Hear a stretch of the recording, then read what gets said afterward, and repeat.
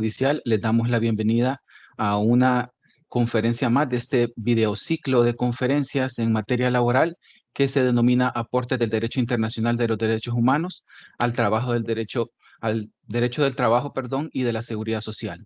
En esta ocasión y siempre, como les he venido mencionando a lo largo de este ciclo de videoconferencias, con el ánimo de poderles traer temáticas de actualidad y temáticas que no son discutidas desde la perspectiva que se les ha tratado de dar a través de nuestros ponentes en este videociclo, tenemos ahora la presentación de esta tercera videoconferencia con el tema reconocimiento y proyección de los derechos fundamentales en materia laboral, para lo cual pues tenemos la amable participación de un experto en el área. Voy a proceder a leer su currículo o el extracto del mismo. Nos acompaña el doctor Eduardo Caamaño Rojo, de nacionalidad chileno. Él es licenciado en Ciencias Jurídicas por la Facultad de Derecho de la Pontificia Universidad Católica de Valparaíso, República de Chile. Es abogado, doctor en Derecho por la Universidad de Colonia, Alemania. Es profesor titular de la Escuela de Derecho de la Pontificia Universidad Católica de Valparaíso, así como profesor invitado en diversos programas de magíster y doctorado, un profesional reconocido en materia laboral y de seguridad social, a quien agradezco pues la colaboración desde el principio para con este servidor. Le agradezco la deferencia, doctor Caamaño. Él, como antes le dije, nos va a hablar del reconocimiento y proyección desde los derechos fundamentales en materia laboral, un tema que desde la perspectiva de la escuela muy pocas veces se trata de la forma en que ahora se va a desarrollar.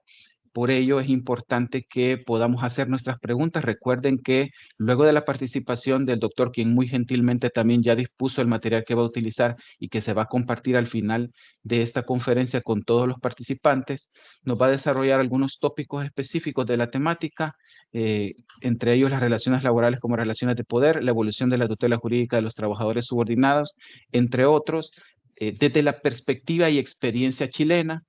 Por ello va a ser importante que podamos verificar cada uno de los temas y contrastarlos con nuestra realidad y poder hacer los comentarios y las preguntas que estimemos necesarias. Yo voy a estar recopilando todas las preguntas que ustedes tengan a bien realizar para poderlas en su momento, y de hecho el doctor me ha adelantado eso, que la idea es también hacer un conversatorio luego de la presentación para que podamos profundizar más en los temas. Así que sin más preámbulo, le agradezco nuevamente en nombre del Consejo Nacional de la Judicatura y de la Escuela de Capacitación Judicial su deferencia para poder participar en este videociclo de conferencias, doctor Eduardo Caamaño.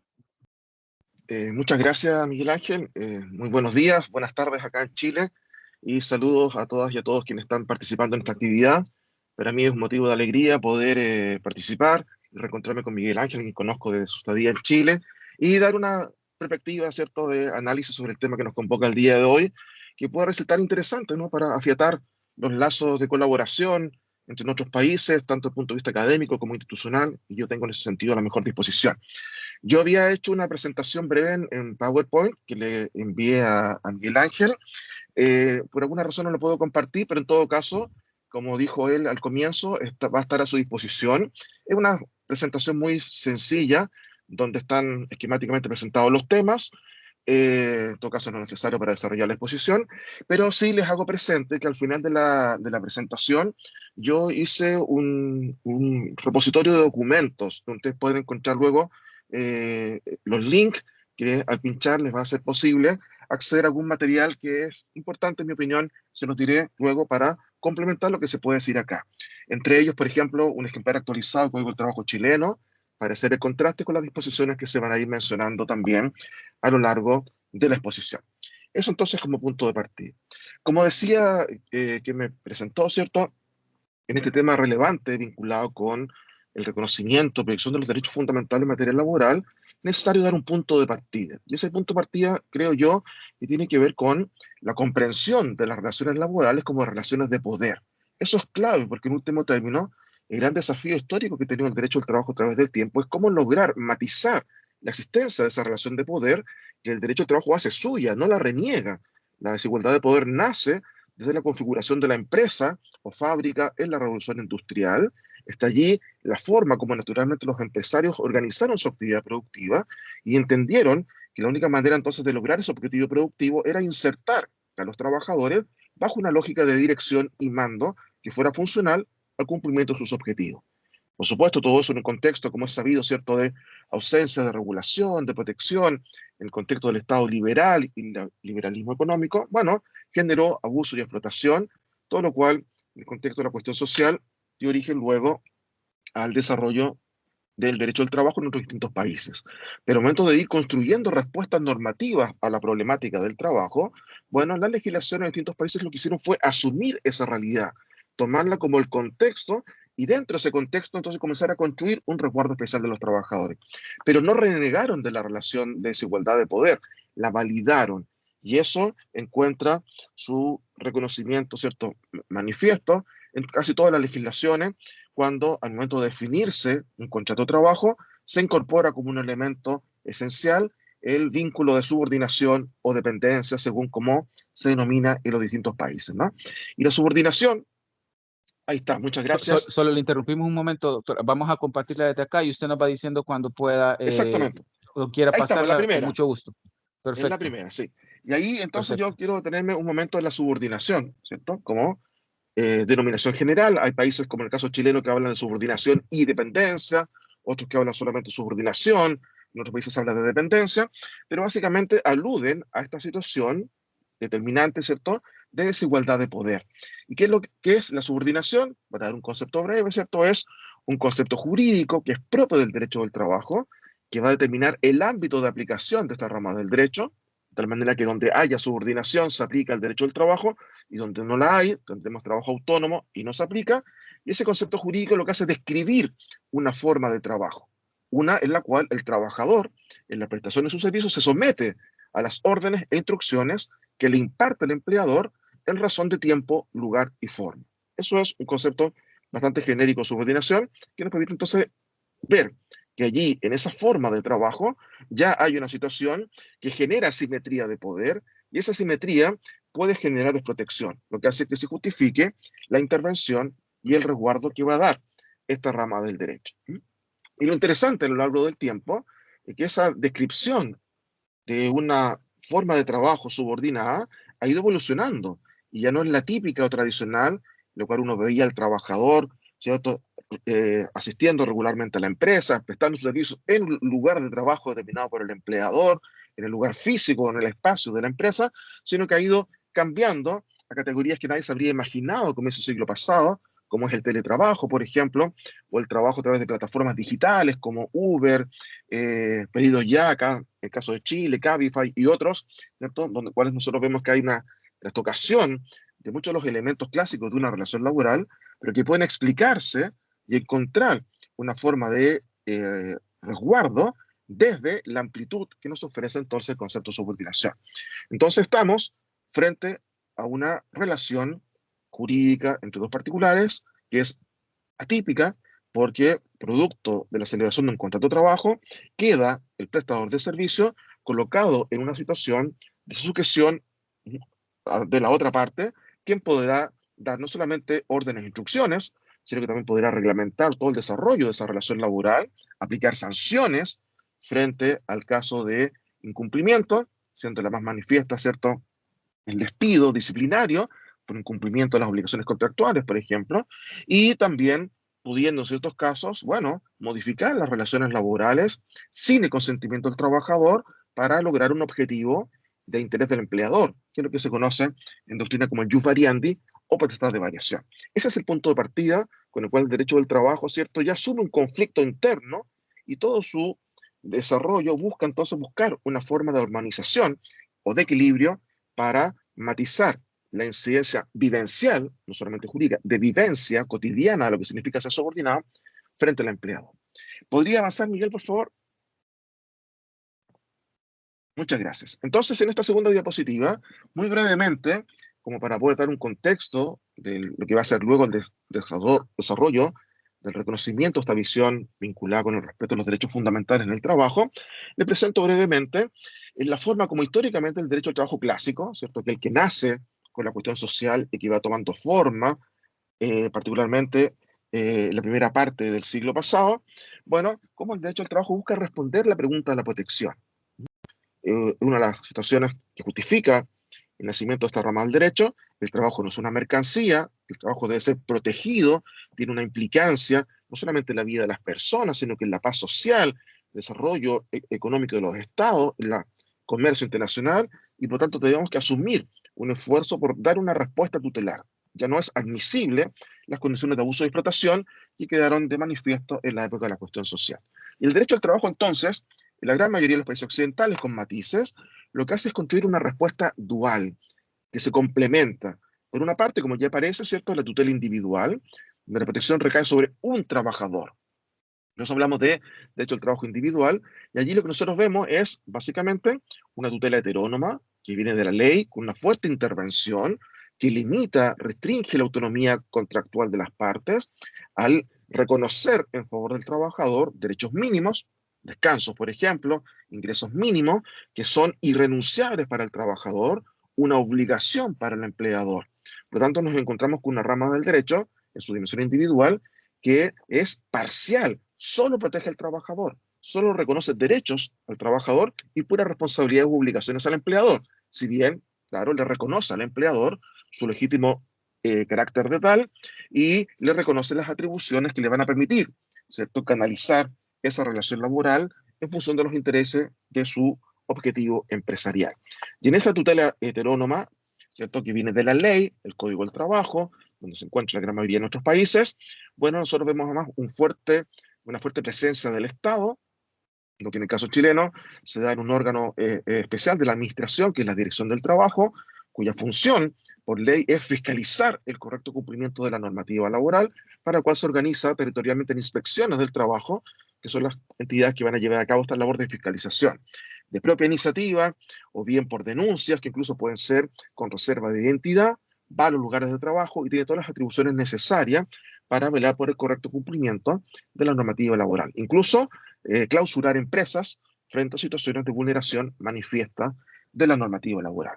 Y en este ámbito individual cumple también un sentido relevante, bueno, el Estado cómo resuelve los conflictos laborales, que son conflictos jurídicos, porque van asociados a derechos. Y ahí entonces donde se desarrolla en todos nuestros países una judicatura laboral especializada en resolver conflictos laborales.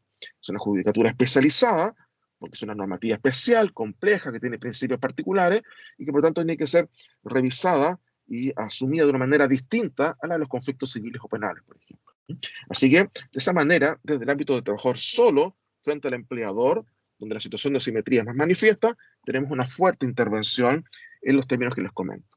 Y luego, en la dimensión colectiva, que podríamos decir que históricamente es anterior incluso al nacimiento de la relación laboral, lo que hace el derecho del trabajo es reconocer a los trabajadores la capacidad de autotutelarse, como a través de la acción sindical.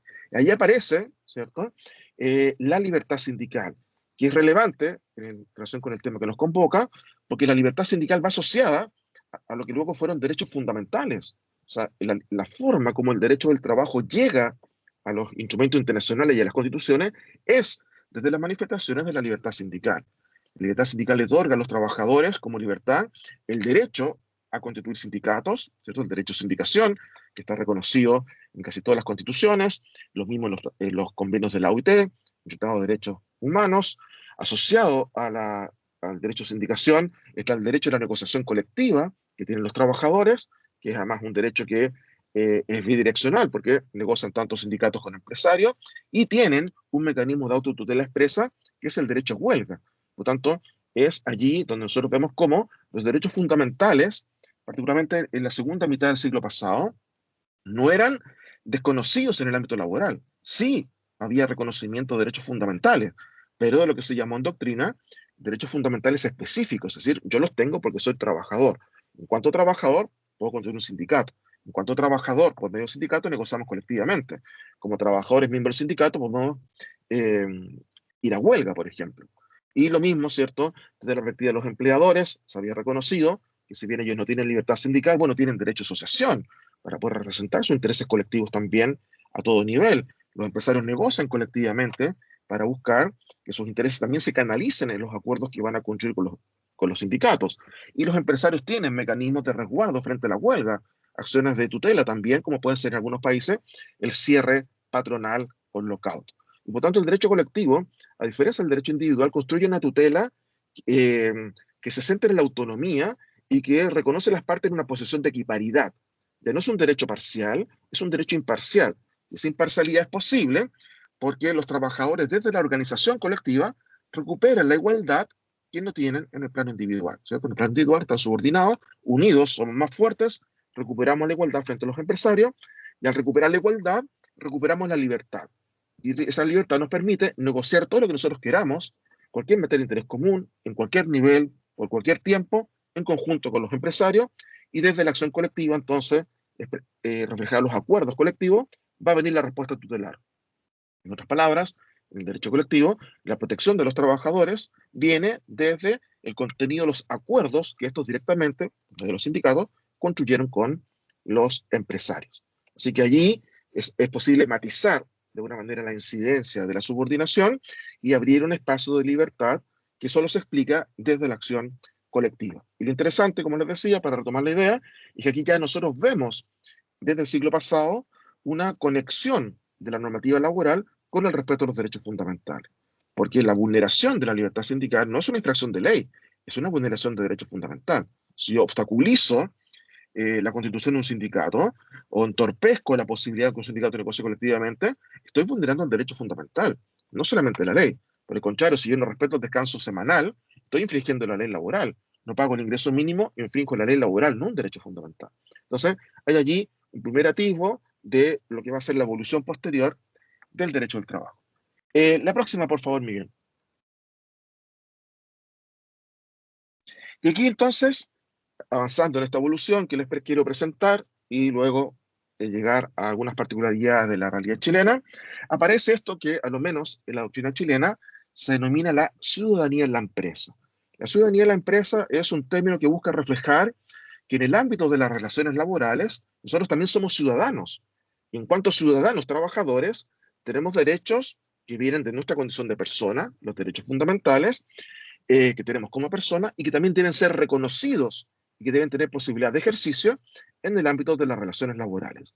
Y esta noción de ciudadanía en la empresa que construye el derecho del trabajo tiene su antecedente en una teoría que se desarrolla en el plano del derecho constitucional, particularmente en los países europeos. Yo lo puse en alemán porque fue el Tribunal eh, Constitucional alemán y el Tribunal Federal del Trabajo alemán quienes tuvieron allí eh, o quienes abrieron el camino en esta materia.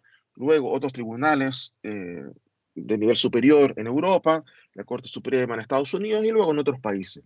Y particularmente lo interesante de esta teoría de la eficacia horizontal es cómo los tribunales, con el devenir del tiempo, se dan cuenta que los riesgos de afectación de los derechos fundamentales que estaban consagrados en las constituciones de los países o en instrumentos internacionales ya no provienen solamente del Estado, porque la visión clásica del constitucionalismo, los derechos fundamentales tienen una eficacia vertical, resguardan al individuo frente al Estado, ¿cierto? Ese era el temor que había luego de las revoluciones que pusieron fin a las monarquías absolutistas. Era necesario generar un espacio de libertad que acotara la intervención del Estado, y de esa manera la burguesía iba a poder tener el ámbito de acción necesario para el desarrollo de su actividad económica, negocial o cualquier otra. Y por lo tanto, construyen esta concepción del derecho fundamental básicamente como una contraparte del límite estatal. Pero con el devenir del tiempo, los tribunales europeos particularmente y el alemán se dan cuenta que los riesgos de afectación pueden provenir también de otros particulares, no solamente del Estado. Y ellos lo llaman eso socialmente, poderes sociales. Y esos poderes sociales, que son muchas veces entidades económicas, en su acción, bueno, rompen el equilibrio contractual o negocial y pueden, ¿cierto?, sobrepasar o limitar derechos fundamentales. Y un ámbito donde eso es especialmente manifiesto es el ámbito de las relaciones laborales, porque allí teníamos, como dijimos, una relación entre dos particulares en que uno de ellos ya tiene una potestad que podría, en su ejercicio, afectar derechos fundamentales. Por lo tanto, si nosotros entendemos que lo que importa es el resguardo de la persona, y es eso lo que en el sentido del derecho fundamental busca resguardar, entonces debiera ser irrelevante si eso proviene del Estado o de otro particular. Entonces toman ese espacio de resguardo que es el derecho fundamental y lo contraponen frente al Estado como también frente a terceros. Y eso cambia la lógica de entender la eficacia de los derechos fundamentales. Como lo plantea en todo caso la doctrina, eso es bien conocido, La teoría de la eficacia total tiene dos manifestaciones, una de eficacia mediata o indirecta, que entiende que los derechos fundamentales no son derechos subjetivos, sino que son más bien normas objetivas de principio, como podría ser, no sé, el orden público, las buenas costumbres que necesitan determinarse caso a caso por un tribunal o por la ley, y la teoría de la eficacia directa o inmediata, que entiende que sí son derechos subjetivos, públicos, y que yo puedo invocar directamente frente a un tercero si me los afecta. Es el caso de la Constitución chilena, y así lo entendió transversalmente en nuestra doctrina. Y es curioso porque la norma que sirve de base para sostener esa eficacia horizontal directa proviene de una constitución hecha en dictadura, ¿no? En la época de Pinochet, pero que curiosamente en esta materia reconoció una acción que se conoce como recurso de protección, una acción constitucional frente a eh, amenazas, afectaciones o perturbaciones de derechos fundamentales. No todos, sino que aparece en un catálogo que establece el artículo 20, y la persona afectada puede ejercer este recurso, del cual conoce la Corte de Apelación y luego la Corte Suprema, ya sea frente al Estado o frente a particulares. Por lo tanto, ya la misma acción de protección reconoce que yo como ciudadano puedo, frente a la posible afectación de un derecho fundamental, reclamar tutela jurisdiccional de manera directa, invocándolo sin mediación legal o previamente un tribunal. Y además, hay una norma relevante en nuestra Constitución, que es el artículo 6 de la Constitución, que establece que la Constitución vincula y obliga a toda persona, institución, a grupo. Por tanto, no solamente al Estado, sino que también a los particulares, en este aspecto sensible de los derechos fundamentales. Y esas normas, bueno, sirvieron a la doctrina laboral para poder tomar esto y comenzar a reconocerlo. En otros países, particularmente los europeos, el rol de desarrollo de esta temática de la eficacia horizontal, con su proyección particular en lo laboral, fue particularmente una labor que llevaron a cabo los tribunales. Y eso es notable, eso no fue así en el caso chileno, como les voy a comentar, no porque los tribunales no estuvieran preparados, sino porque, particularmente en el ámbito laboral, los procedimientos judiciales eran para conflictos patrimoniales, impugnación de despido, pago de prestaciones, indemnizaciones, deudas de remuneración, pero no generaba el espacio para que los tribunales pudieran conocer este tipo de materia de afectación de derechos fundamentales de la persona. Y esta acción de protección que yo les comento tampoco nunca sirvió nada en materia laboral, porque ningún trabajador se atrevía a interponer el recurso en contra de un empleador. Y en aquellos pocos casos que se hizo, no sirvió absolutamente nada, porque la tutela es incompleta. Permite intervenir, poner fin a la amenaza, la perturbación o la privación del derecho, pero, por ejemplo, deja fuera las indemnizaciones que puedan ser necesarias por la vulneración de ese derecho. Entonces queda más bien como un testimonio y no ha servido, a lo menos históricamente, desde el rol de lo judicial en Chile para que esto pudiera llegar a consolidarse. Pero antes de comentar el caso chileno, como aparece allí en el punto 3, lo relevante en mi perspectiva, sí, un enfoque simple, de sentido, casi común para comprender estas materias, es que todo esto lo que hace en último término es reforzar el resguardo personal del trabajador, poniendo el acento una vez más que las relaciones laborales, si bien son subordinadas, jamás debieran hacer posible la afectación de derechos fundamentales. Y que si bien las potestades del empleador son legítimas, son necesarias para el desarrollo de su actividad empresarial, esas potestades de dirección tienen que ver con la actividad laboral, prestación de los servicios, tiempo, lugar, forma, pero no la afectación de la vida de los trabajadores, ni menos de sus derechos fundamentales. Y ahí entonces lo que aparece es esta noción, lo puso así la doctrina española hace algún tiempo atrás, de los derechos inespecíficos, que son aquellos derechos fundamentales que nosotros tenemos en cuanto persona y que van a tener una manifestación, proyección en el ámbito laboral. Pienso, por ejemplo, en la intimidad, la vida privada y la honra, que nadie discutía que todos nosotros tenemos como ciudadanos, pero que en el enfoque laboral clásico quedaban fuera, porque mi resguardo frente al empleador en el derecho clásico era, en cuanto trabajador, derechos mínimos irrenunciables, en cuanto miembro de un sindicato, libertad sindical, pero no generaba un espacio para responder preguntas, bueno, ¿qué pasa si como consecuencia de la implementación de medios de control como una cámara de video, bueno, están afectando mi intimidad? Eso no tenía respuesta en el derecho clásico, y es lo que esta visión, ¿cierto?, que hace suyo el rol de los derechos fundamentales y su proyección en las relaciones laborales, y particulares, dice, sí, esta es la manera a través de la cual nosotros podemos dar una respuesta a esa necesidad nueva de tutela que tal vez nadie imaginó a comienzos del siglo pasado. En todo caso, si me piden como una nota, imagino que muchos de ustedes tal vez vieron esa clásica película de Chaplin, Tiempos Modernos, y en esa película hay una imagen muy notable, un momento en que Chaplin va al baño, interrumpe su trabajo ahí en la cadena productiva, va al baño, enciende un cigarrillo y en ese momento en la pared del baño se transforma en una pantalla y aparece el jefe que lo está controlando a través de una cámara de video, se da cuenta que está fumando, le llama la atención y lo manda de vuelta a su lugar de trabajo. Es decir, ya se anticipa incluso, eso es lo notable, de que podría haber mecanismos de control que salen de un ámbito laboral. Él no estaba en su puesto de trabajo, estaba en el baño y no obstante eso, bueno, hay un control que tiene repercusión laboral y afectación, en este caso su intimidad. Entonces son esos derechos los que quedaban fuera de la empresa. Por eso se busca por la persona ciudadanía de la empresa y usted ciudadano fuera y dentro con plenitud. Y en el caso chileno, sí, les comento que el desarrollo de esta temática fue bien curiosa, yo diría que casi única a nivel latinoamericano, por la situación de crisis que tenía la judicatura laboral.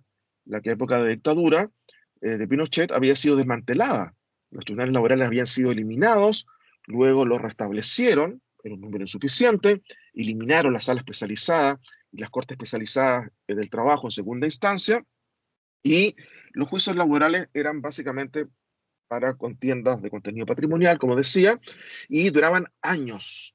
Y claro, ocurrió que la implementación de nuevas tecnologías comenzaron a generar conflictos vinculados con vulneración de derechos que ya no eran laborales, sino que fundamentales, y no tenían ninguna capacidad los tribunales de conocer y resolverlo.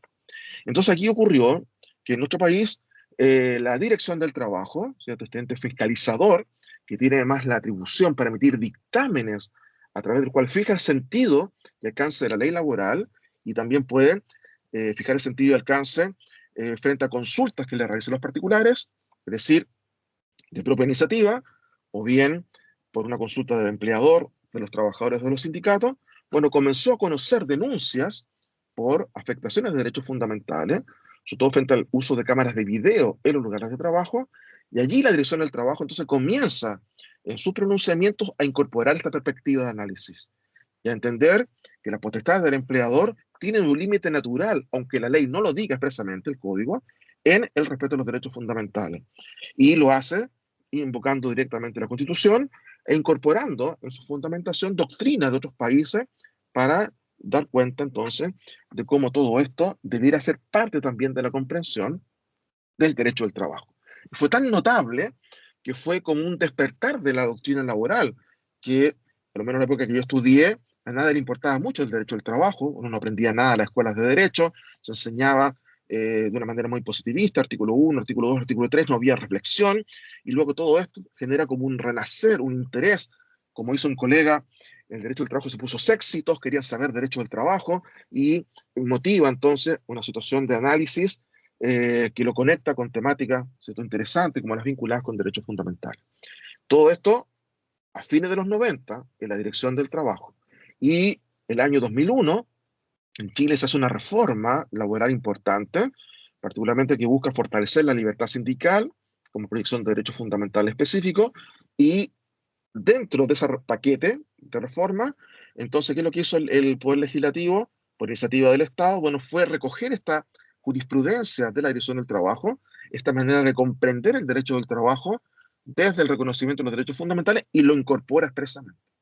Y de esa manera entonces Chile fueron los países precursores porque no había un desarrollo judicial, pero sí por la vía normativa. Y comienza a llenarse el Código del Trabajo de disposiciones que dan cuenta de la proyección de los derechos fundamentales en materia laboral. Y lo que cierra el círculo es esta ley que les pongo allí si alguien quisiera consultarla, ley 20.087, que es la reforma procesal laboral. Allí, recién en el año 2006, se hace cargo el Estado del mejoramiento de la judicatura laboral y lo hace creando un procedimiento especial para conocer y resolver un conflicto que es el de la tutela de derechos fundamentales. Y si no me equivoco, dentro del programa de la actividad que a la cual están asistiendo en este ciclo de conferencias. Hay una que va a dar mi colega Carla Varas, no sé si ya la dio, precisamente sobre el procedimiento de tutela de derechos fundamentales. Y ahí ella explica el aspecto más bien procesal de cómo entonces los tribunales conocen, resuelven y se dan las garantías necesarias para que esto pueda obtener un resultado de tutela efectivo. ¿Mm? Eso por este lado. Si puede avanzar, Miguel, por favor. Entonces aquí, en las siguientes 3 diapositivas, lo que yo les voy a presentar es la función que cumplen los derechos fundamentales, particularmente desde la perspectiva de nuestra legislación en Chile, y ante lo cual, como ustedes ven allí, hay algunas disposiciones que se hacen cargo de esos enfoques. Son enfoques teóricos, ¿cierto? Lo plantea la doctrina. ¿Para qué sirven los derechos fundamentales? En materia laboral, ¿cuáles son sus funciones? Esas funciones están recogidas en la legislación laboral chilena. Y eso fue curioso, porque en definitiva, como les decía, ya había un camino de desarrollo dogmático que había llevado a cabo la Dirección del Trabajo, y la reforma del año 2001 toma esto, y en algunos casos casi lo traspasa textualmente de lo que habían sido los dictámenes de esa entidad pública. Entonces, una primera función, tal vez la más importante, tiene que ver con esta redefinición de la relación de poder. Entonces se señala que los derechos fundamentales tienen una función limitadora y limitan las potestades empresariales. Su límite natural es el respeto de este tipo de garantías de la persona.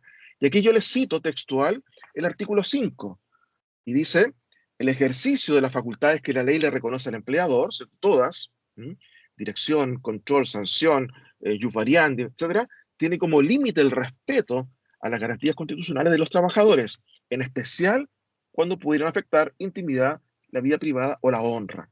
Esa enunciación que hace derechos fundamentales es abierta, no es taxativa o cerrada, y son aquellos que en un primer momento habían quedado más afectados. Entonces pone aquí un énfasis en ello. Pero cualquier otro derecho fundamental que pueda ser afectado como consecuencia de las facultades empresariales también va a reconocer un límite. Entonces lo que hace es decir: empleador, usted tiene una potestad legítima, lo dice la Dirección del Trabajo. Usted como empleador tiene un poder que tiene su fundamento en 2 garantías constitucionales: la libertad de empresa y el derecho de propiedad. Eso le permite a usted convertirse en empresario y como empresario ser empleador. Por lo tanto, usted tiene atribuciones legítimas, pero esas atribuciones tienen un cauce natural, que es cómo esa relación laboral, esa prestación de servicios, se encausa para el logro de su objetivo empresarial. Pero usted no puede, en ese plano, vulnerar derechos fundamentales. Por lo tanto, viene a redefinir el ámbito, ¿no?, de actuación del poder del empleador, hacia aquello que es estrictamente laboral y consentido. Y luego, muy notable, el artículo 154, inciso final. Como les decía, yo les entrego allí el link para acceder al Código del Trabajo, pueden ver la norma, y esa norma, como yo siempre le digo a mis alumnos, es un verdadero monumento a la jurisprudencia de la Dirección del Trabajo, porque lo que señala es que cuando el empleador aplica una medida de control, tiene que hacerlo, en primer lugar, precisándola en el reglamento interno. Y al aplicarla, tiene que ser por medios generales, impersonales, concordantes con la naturaleza de la relación laboral y sin afectar la dignidad de los trabajadores. Y establece una especie de lista, ¿no?, de chequeo con todos los criterios con los cuales el empleador debe definir sus medidas de control, como podría ser, por ejemplo, cámaras de video, un test antidrogas o cualquier otro que él considere relevante. Bueno, tiene que aplicarse de esa manera. Y todos esos criterios que les menciono los fue estableciendo la Dirección del Trabajo en su jurisprudencia frente a situaciones que se dieron en algunos casos que los trabajadores reclamaron. Les doy un ejemplo, ¿no? Una empresa del rubro alimenticio que dispuso que los trabajadores en el ingreso y al momento de la salida del trabajo tenían que pesarse, pero no en una pesa común, sino que en una romana, ¿sí?, en la misma pesa industrial en la que pesaban los camiones. Por lo tanto, de una manera muy denigrante, muy arbitraria, porque allí la persona que estaba en el acceso definía a quién pesaba, a quién no pesaba, a veces pesaba más a los hombres o a las mujeres y se burlaban. Por lo tanto, esa era una situación que claramente distorsionaba la legitimidad de la medida que el empleador quería implementar. O empleadores, por ejemplo, también en el caso chileno, que pusieron una cámara de video en el acceso a los baños, lo que hacía posible entonces ver quién iba al baño y calcular el tiempo que se demoraba en el baño. Y eso porque había el temor tal vez, o tal vez la justa sospecha, de que había gente que iba al baño, tal vez a dormir, a conversar, a fumar en aquel tiempo, y no necesariamente a lo que uno va al baño, y por lo tanto terminaron, ¿cierto?, generando una presión desproporcionada cada vez que un trabajador quería ir al baño. Y todo eso entonces lo fue poco a poco objetivizando la Dirección del Trabajo en su jurisprudencia, y esta norma que les comento entonces lo recoge expresamente como una exigencia formal hacia los empleadores. Hay otras que no menciono aquí, pero les comento, por ejemplo, 154 bis, la norma siguiente, que establece el deber del empleador también de mantener con confidencialidad toda la información privada de los trabajadores. Yo conozco números de documentos de identidad, cuentas bancarias, composición del grupo familiar. Tengo prohibido divulgar todo ese tipo de información. También tiene que ver con criterios que habían sido configurados previamente por la Dirección del Trabajo. Y donde uno ve entonces la contrapartida también de todo esto es en las situaciones de conflicto, porque cuando supuestamente el empleador se excede, lo que nosotros vamos a tener jurídicamente es un conflicto de derechos fundamentales. Por una parte, el empleador alega que él actuó de una manera correcta en el marco de sus atribuciones, y el trabajador denuncia que eso está afectando sus derechos fundamentales, que es desproporcionado, y por lo tanto corresponde resolver ese conflicto desde la ponderación, no de la subsunción. Y por lo tanto habrá que ver si esa medida empresarial es idónea, necesaria y proporcional. Lo que había ido desarrollando también la jurisprudencia y la doctrina comparada al momento de buscar una forma de resolver este tipo de conflictos. Y eso se hace posible en nuestro país gracias al procedimiento de tutela regulado en las disposiciones que aparecen mencionadas allí, que le hace posible al juez entonces llevar a cabo esta tarea.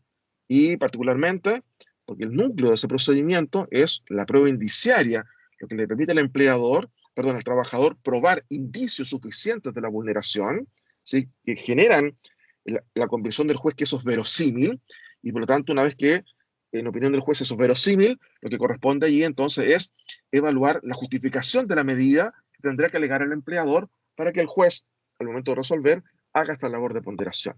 Y todo eso en una valoración de la prueba que es en base a la sana crítica. Por lo tanto, el criterio del juez, su experiencia personal, su conocimiento de la realidad, va a incidir para poder determinar caso a caso, ¿no?, si eso, medida empresarial, es ajustado o no, se afectan los derechos fundamentales. Por eso mismo, se generó en su momento, con la reforma procesal laboral, mucha desconfianza en los sectores empresariales que veían una amenaza en este tipo de normas, y particularmente veían una amenaza las atribuciones que se le daban a los jueces de poder llevar a cabo este tipo de calificaciones, porque podemos tener 10 casos de cámaras de video y posible afectación de la intimidad y 10 sentencias distintas, porque va a depender del tipo de cámara, del lugar de trabajo, del lugar en que se instale esa cámara, de qué se haga con ese tipo de grabaciones, si está o no informado el control, en fin, hay una multiplicidad de variables que inciden, y todo eso entonces puede tener cabida y una respuesta caso a caso en base al procedimiento de tutela. Afortunadamente, la aplicación práctica de todo esto a través de los años ha sido bastante razonable y prudente, ha ido desarrollando una jurisprudencia judicial ya sentada sobre la materia, y los empresarios entendieron que en definitiva esto lo que busca es un reequilibrio y en último término propiciar relaciones laborales más respetuosas, y por lo tanto fueron asumiendo que al momento de disponer medidas, bueno, tienen que antes hacer un pequeño examen o evaluación del posible impacto de esas medidas. Y por la vía de la prevención, ¿cierto?, y del control previo, de la medición de los posibles impactos, han ido también cambiando la manera como se ejercía la autoridad patronal, ¿no?, y lo ha transformado en un espacio laboral en general menos autoritario de lo que había sido antes. Así que, desde esa perspectiva, esta primera función, que es aquella que la jurisprudencia comparada planteó en primer lugar, gracias a estas normas y sobre todo el procedimiento de tutela, ha logrado materializarse en este tipo de conflictos que se dan en nuestro país. En todo caso, son muchas veces conflictos reducidos en número, no son la gran mayoría de los conflictos. A veces hay una desproporción de los abogados que consideran que todo es vulneración de derechos fundamentales para aprovechar el procedimiento especial en su ventaja, pero los tribunales allí han realizado una buena labor de revisión y de ajuste, y la gran mayoría de las denuncias que se presentan no tienen fundamento y en último término encubren un conflicto laboral clásico, ¿no? El no pago de las remuneraciones, indemnización por años de servicio, cosas de naturaleza, y no siempre van asociados a una vulneración de derechos fundamentales. Pero ya con esas dos dimensiones, la incorporación en el código de la función limitadora y el procedimiento de tutela, esta visión de la soberanía de la empresa en Chile se asentó y ha contribuido, creo yo, de una manera positiva al mejoramiento de las relaciones laborales. Y solo les menciono por curiosidad que es interesante que el artículo 5 se puso en el inciso primero antes de la irrenunciabilidad de los derechos laborales. Es decir, es casi simbólico. Entonces le dicen al trabajador, en primer lugar, lo protejo como persona, sus derechos fundamentales tienen proyección en materia laboral, limitan al empleador, y luego lo protejo como trabajador. Si su segundo, sus derechos laborales, por ejemplo, descanso semanal, son irrenunciables. Así que incluso la ubicación fue bien simbólica para darle preeminencia, ¿no?, a esta visión de soberanía de la empresa en Chile. Muchas gracias. Se pueden pasar a la siguiente, por favor. Y aquí tenemos otra segunda función que tiene que ver con la proyección y reconocimiento de los derechos fundamentales en materia laboral, que se puede expresar así: tipificación y sanción de comportamientos lesivos de derechos fundamentales en el trabajo.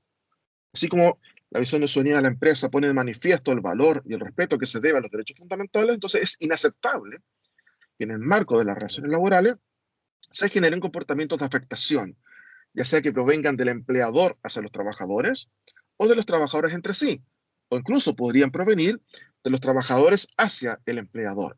Y en esta perspectiva, entonces, de tipificación y sanción, para proscribir este tipo de comportamientos lesivos de derechos fundamentales, ya no de derechos laborales, sino que de derechos fundamentales, las legislaciones laborales, como en el caso de la chilena, tipifica tres tipos de comportamientos lesivos: los actos de discriminación, artículo 2, inciso cuarto, norma en la cual, si ustedes la revisan, van a ver que hay casi una transcripción literal de la definición de acto de discriminación que hace el convenio 111 de la OIT, porque Chile lo ratificó el año 99 y la reforma del año 2001 incorpora esta definición. Y básicamente lo que hizo el Congreso Nacional fue copiar y pegar, y luego le han ido agregando criterios de diferenciación reprochable, ¿no? Ahí aparece un listado como sexo, nacionalidad, ascendencia social, orientación sexual u otros, con un criterio que parece taxativo, y no obstante, los tribunales han entendido desde siempre que son ejemplares porque prima la Constitución,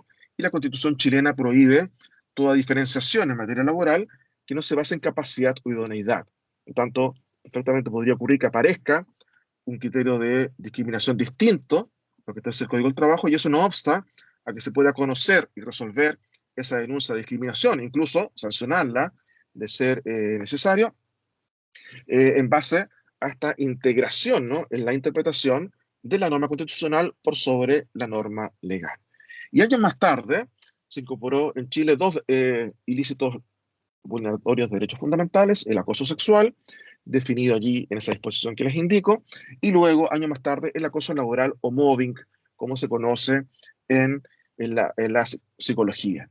Y todo este tipo de vulneraciones pueden ser conocidas y resueltas por los tribunales laborales a través del procedimiento de tutela de derechos fundamentales. Y eso también ha sido relevante y valioso para lograr el objetivo mayor de resguardo efectivo de este tipo de derechos. Incluso es, podemos decir, curioso también en el caso chileno, que si bien el acoso laboral, por ejemplo, llegó más tarde al Código del Trabajo, si no me equivoco, eso fue año más o menos 2016 que se hizo la reforma, bueno, aun cuando no estaba tipificado, ya estaba siendo conocido y sancionado por los tribunales en función de las atribuciones que se les reconocen por el procedimiento de tutela de derechos fundamentales. Los trabajadores invocaban allí su intimidad, vida privada, salud, y eso permitió a los tribunales determinar si había unas afectaciones de situaciones de acoso y darles una tutela a los trabajadores. Lo interesante del procedimiento de tutela, artículo 495, es que los tribunales no solamente pueden poner fin a los comportamientos lesivos de derechos fundamentales, eventualmente aplicar sanciones laborales, multas, sino que también pueden establecer indemnizaciones de todo tipo, de carácter laboral e incluso de perjuicios. Y como está entendida de manera amplia, la jurisprudencia y la doctrina entienden que los perjuicios derivado de la afectación de un derecho fundamental podían ser materiales y morales. Y por tanto, los trabajadores también pueden demandar indemnización por daño moral en función de cómo está consagrado y regulado en Chile el procedimiento de tutela de derechos fundamentales. Y todo eso ha sido también un elemento disuasivo frente a este tipo de comportamiento y ha generado también una toma de conciencia, poco a poco, a través del tiempo, de que son comportamientos que no se aceptan.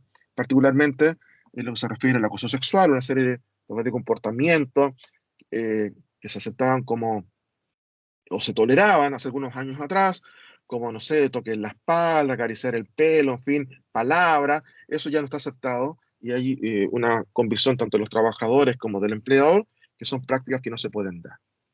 Y además, vinculado con esto, les menciono en materia de reglamento interno en Chile, el artículo 153, inciso 2, establece que el empleador debe velar por un ambiente laboral digno y de mutuo respeto entre sus trabajadores.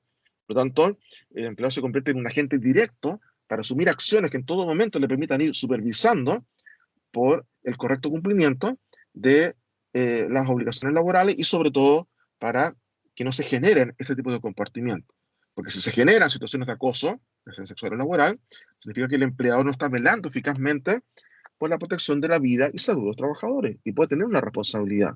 Aun cuando el acoso puede ser horizontal, puede provenir de un compañero de trabajo, la configuración del procedimiento de tutela le permite al trabajador denunciar no al acosador, sino que al empleador que toleró o hizo posible que ese comportamiento de acoso de un compañero o compañera de trabajo se diera y a pesar de las situaciones de anomalía, ¿no?, en el desarrollo de la relación laboral, como pueden ser licencias médicas, licencias psiquiátricas, no hizo nada, no intervino, no eh, evitó que esa situación se generara. Entonces, ha logrado que haya una actitud también proactiva en general para ser conscientes del impacto que este tipo de comportamientos pueden llegar a tener.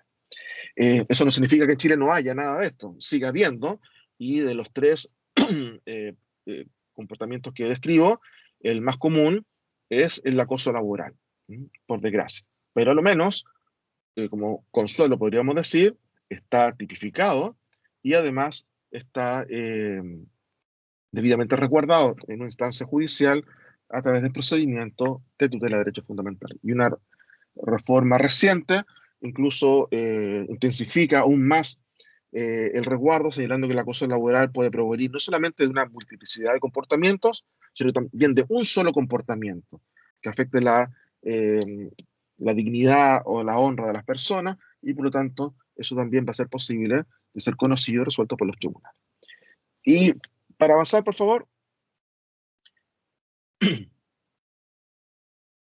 y tenemos una tercera función allí, que en general es una función que no siempre se conoce y que aparece más bien en los textos, pero que ha generado también un debate y un cierto nivel también de investigación en Chile sobre esta materia, que es la función integradora. La función integradora es una función, como se explica allí, que busca hacer una revisión, ¿no?, más macro, más global, de cómo nuestro sistema normativo laboral es o no concordante con esta idea mayor del respeto a los derechos fundamentales. Como si nosotros nos ponemos unos lentes vinculados con el respeto a los derechos fundamentales y a partir de eso comenzamos a leer el Código del Trabajo, la legislación laboral y ver si esto en definitiva es o no concordante con esa idea mayor. Y podemos ir identificando a veces estas instituciones que ya no tienen razón de ser o que tienen una lógica muy autoritaria y tienen que ser revisadas para que sean coincidentes con este enfoque del debido respeto a los derechos fundamentales. Eso en Chile se dio en una parte con todo lo que fue la revisión de las normas sobre el reglamento interno, este reglamento que el empleador puede dictar para regular cómo se cumplen las obligaciones laborales en la empresa, que en su configuración normativa era muy autoritario, entonces cambia el énfasis, ahí aparece la norma que yo le cité, ¿no? Más allá que él puede establecer obligaciones, prohibiciones, de cómo cotidianamente desarrollamos nuestro trabajo, especialmente el empleador debe velar por un ambiente laboral digno y de mutuo respeto, y que sus medidas de control, como también les decía, no afecten derechos fundamentales. Entonces ahí hay una relectura de instituciones autoritarias en su regulación normativa que se matizan en un enfoque más compatible con la noción de soberanía de la empresa. Y el tema más sensible, diría yo, más de actualidad y no resuelto en Chile, tiene que ver con una lectura crítica de las clásicas normas de protección a la maternidad. En el caso chileno, nosotros tenemos una normativa muy avanzada en temas de protección a la maternidad, están por sobre el estándar OIT, unas pocas cosas que tenemos por sobre el estándar de la OIT. Hay un gran esfuerzo además del Estado de asignar recursos para que las trabajadoras que son madres tengan subsidios que reemplazan las remuneraciones. Tenemos un tiempo de cuidado con posterioridad al parto de 6 meses, por ejemplo. Una serie de beneficios que son valiosos, pero que esconden un problema debajo de la alfombra, que solo uno lo puede detectar gracias a este enfoque integrador de los derechos fundamentales. ¿Por qué razón? Porque esa normativa clásica del derecho del trabajo está construida desde un enfoque de desigualdad de género, que era asumido como una realidad aceptable en el siglo pasado, pero inaceptable en la actualidad. ¿Y cuál es? Bueno, que la normativa sobre protección de la maternidad parte de la base que hombres y mujeres somos distintos, que los hombres somos proveedores y las mujeres son cuidadoras, porque ese era el rol que se consideraba que correspondía en sociedad a hombres y mujeres por solo hechos ser tales. Y ese enfoque de hombre proveedor y mujer cuidadora, ese enfoque de género, bueno, repugna con el reconocimiento de un derecho fundamental que países como Chile ha aceptado, tanto por su ratificación de la Convención sobre eliminación de todas formas de discriminación en contra de la mujer, como también por convenios de la OIT y la Constitución, que se han hecho más sensibles también con los movimientos feministas del último tiempo.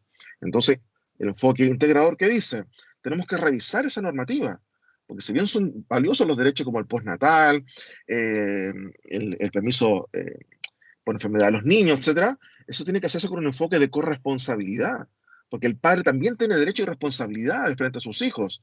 Y en Chile el padre trabajador casi no tiene ningún tipo de derechos. Entonces la normativa, al darle derechos solo a la madre trabajadora, impone costos que el empleador tiene que asumir solo por ellas y no por los trabajadores. ¿Y qué hacen los empresarios? Contratan menos trabajadoras, les pagan menos, las castigan por la eventual maternidad. Y los hombres, varones, no tenemos ningún derecho para hacer nuestra parte como padres y para poder cuidar de ser necesario. Cuando el Código Civil chileno dice, padre y madre son corresponsables por el cuidado de los hijos. Eso es materia civil, de familia, pero como padre trabajador yo no tengo ningún derecho. Entonces hay allí una situación de asimetría que afecta ese derecho a la igualdad de trato, repercute negativamente en las mujeres y que tiene allí un punto no resuelto de cómo entendemos o releemos o revisamos la protección de la maternidad desde un enfoque de corresponsabilidad e igualdad de trato. Es un camino que en Chile ha tenido algunos avances, el padre comienza a aparecer tímidamente como titular de derechos, pero aún estamos atrás. Y el avance más reciente, se los puse allí si a alguien le interesa, es el número de la ley, lo pueden poner en Google y lo encuentran inmediatamente. Es una ley de fines del año pasado que viene a modificar algunos aspectos de la protección a la maternidad, reconociendo en general la protección de la parentalidad, una perspectiva neutra, reconoce el derecho de padres y madres y de las personas trabajadoras en general a poder utilizar el teletrabajo con fines de conciliación de trabajo y de familia, es decir, el derecho al teletrabajo. El empleo está obligado a otorgar opciones de teletrabajo para cuidado de niños y niñas menores de 14 años o para el cuidado de otras personas que tengan algún tipo de necesidad de cuidado, como pueden ser adultos mayores, personas con discapacidad. Y que en el artículo 194 del Código del Trabajo reconoce también el enfoque de corresponsabilidad y la promoción de la conciliación de trabajo y de familiares. Y es un avance, al menos un poco más explícito que los anteriores, para tratar de suprimir o superar ese viejo modelo de hombre proveedor y mujer cuidadora, ¿cierto? Hombres y mujeres somos distintos, más allá de las diferencias biológicas, porque nos corresponden funciones distintas que se construyeron culturalmente así. Entonces ahora el enfoque es no. Hombres y mujeres son proveedores y cuidadores. Usted puede elegir y si elige trabajar, eso no puede afectar sus derechos como padre o madre. Y por tanto, es necesario integrar, favorecer, conciliar desde una perspectiva de respeto. Y eso no solamente por un tema teórico, sino porque también está teniendo repercusiones sociales, ¿no?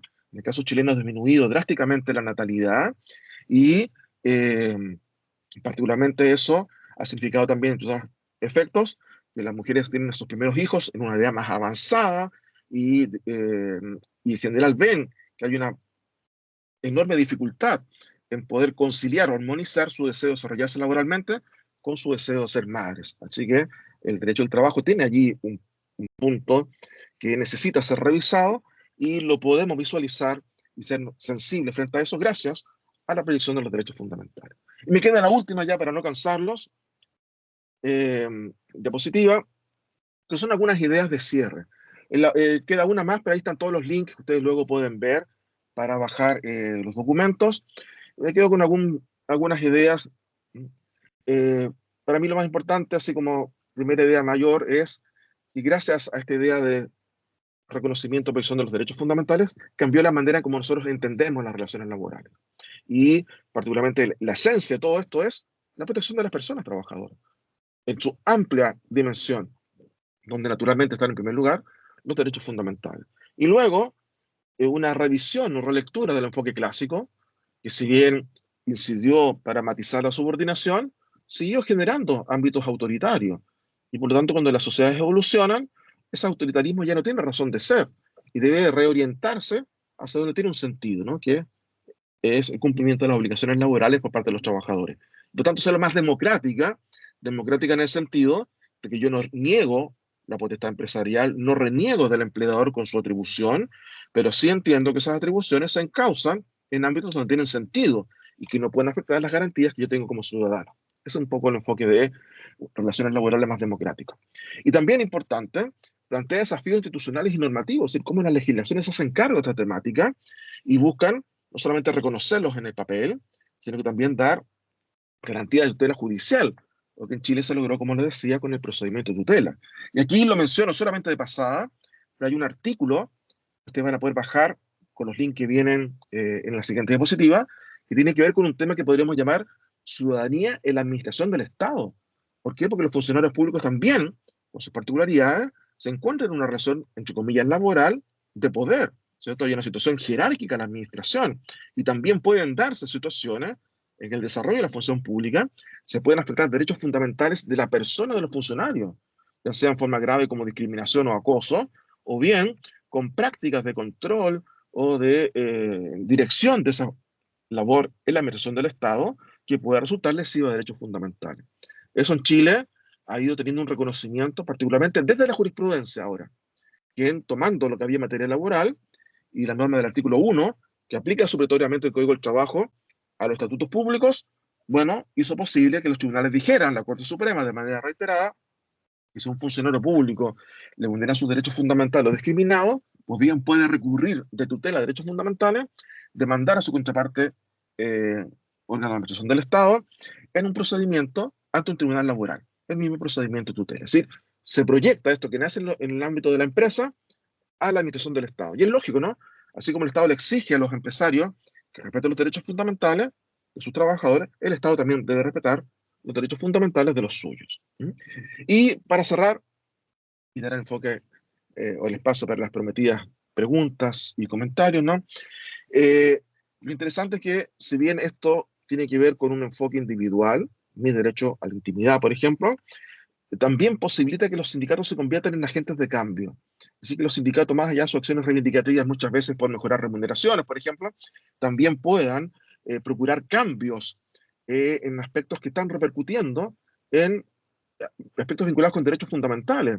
Por ejemplo, el asumir que las medidas de control que realiza el empleador, bueno, tengan algún tipo de control sindical previo, que previamente se conversen con los sindicatos, procurar mejorar lo cotidiano con la finalidad de evitar posibles afectaciones a la intimidad, por ejemplo, o formas de ejercicio de autoridad que pueden resultar lesivos, por ejemplo, de la honra de las personas, y utilizar también la negociación colectiva como una vía de propiciar mejoramientos que también refuercen el rol de los derechos fundamentales.